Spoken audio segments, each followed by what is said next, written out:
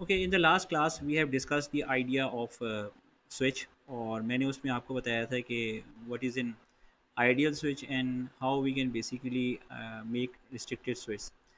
तो जो restricted switches होते हैं या जो बेसिकली प्रैक्टिकल स्विचेस हैं, they are normally developed using the electronics. So in today's class, we are going to discuss about the electronics background that will be needed in order to study the about the switches. Okay, सबसे पहले जो अगर हम बात करते हैं electronics में, तो we start with a very simple thing that is normal thing, क्योंकि वो होती है कि हमारे पास जो है it is solid state electronics. So start with हम सॉलिड स्टेट इलेक्ट्रॉनिक्स में we discuss about classification of materials.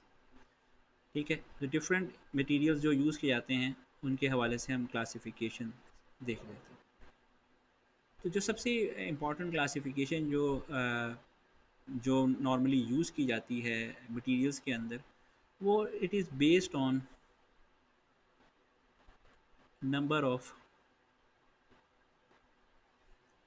Carriers.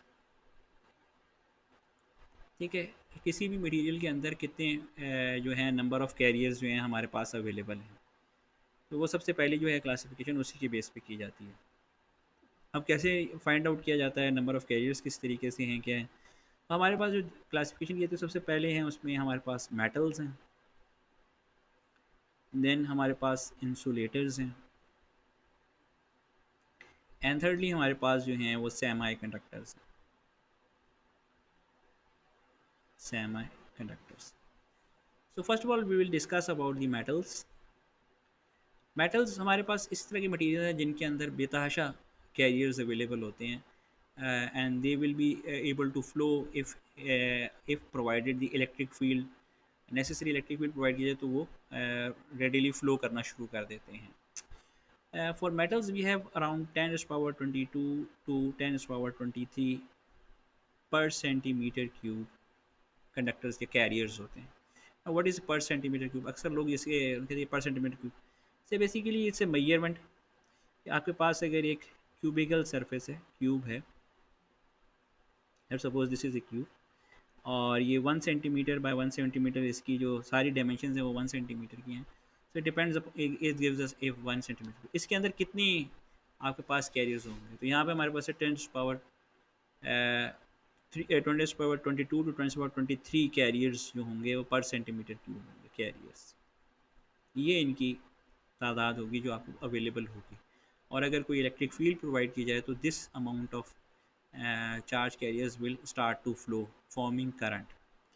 ठीक है, तो ये बेसिकली आपके पास मेटल्स हैं और इसमें आपके पास अबंडेंट जो हैं वो कैरियर्स अवेलेबल होंगे.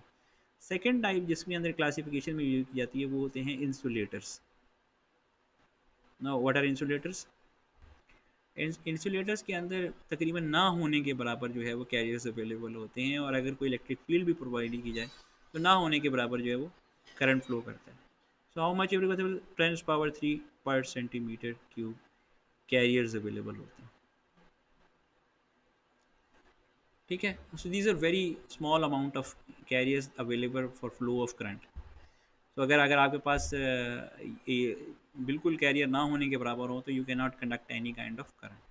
थर्ड टाइप ऑफ मटेरियल्स जो नॉर्मली क्लासिफिकेशन में रहते हैं, these are called semiconductors. Semiconductors. Now semiconductors have 10 to 10 power 19 पर सेंटीमीटर क्यूब जो है कैरियर्स अवेलेबल होते हैं.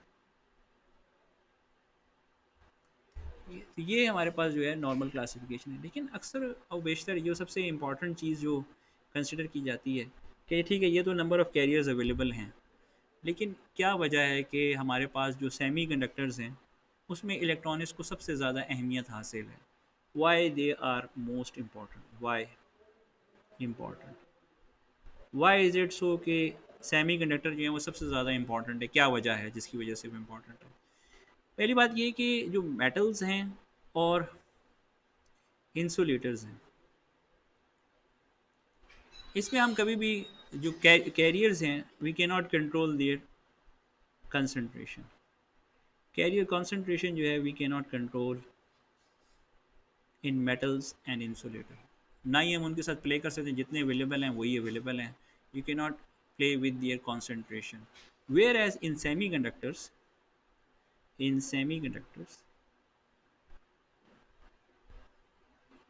semiconductors, carrier concentration can be controlled by virtue of doping। आप डोपिंग से कंट्रोल कर सकते हैं, by obviously by applying some electric field. कोई इलेक्ट्रिक फील्ड ट्राई कंट्रोल कर सकते हैं, by applying some light insist करके आप कर सकते हैं, बाय गिविंग थर्मल एनर्जी या फ्लक्स दे के जो है आप कर सकते हैं। तो इन तमाम मेकेनिज़म्स की मदद से आप जो है सेमीकंडक्टर्स के अंदर जो नंबर ऑफ़ कैरियर्स हैं उसे कंट्रोल कर सकते हैं। And these mechanisms are the basis on which different devices are made। मैं मिसाल के तौर पे, आप सिंपल अगर आप एक पीएन जंक्शन बनाना चाहते हैं, सो वो आप डोपिंग से बना सकते हैं। इसी इसी तरह पीएन जंक्शन को अगर आप इसे करंट कंट्रोल करना चाहते हैं तो आप उसके ऊपर कोई इलेक्ट्रिक फील्ड अप्लाई कर दें, तो वो जो है वो डायोड बन जाता है, आपके पास पीएन जंक्शन डायोड हो जाता है। सिंपली अगर आप लाइट से चलाना चाहते हैं तो आप जो है वो इस किस्म के ट्रांजिस्टर बना सकते हैं जो लाइट से एक्टिवेटेड हों, जैसे फोटो ट्रांजिस्टर हो गया, फोटो ट्रांजिस्टर। और अगर आप चाहते हैं कि थर्मल एनर्जी से कैरियर कॉन्सेंट्रेशन में करेंगे तो आपके पास थर्मिस्टर हो जाता है। So in fact we see that के सेमी कंडक्टर्स जो हैं they provide you with the versatility with the help of which you can control the carrier concentration.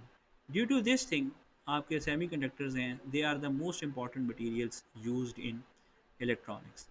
ठीक है, so we today discuss about the classification of material in solid state electronics, and we will discuss this thing in detail to get an idea how electronics is used in in making the practical switches that are utilized in power electronics.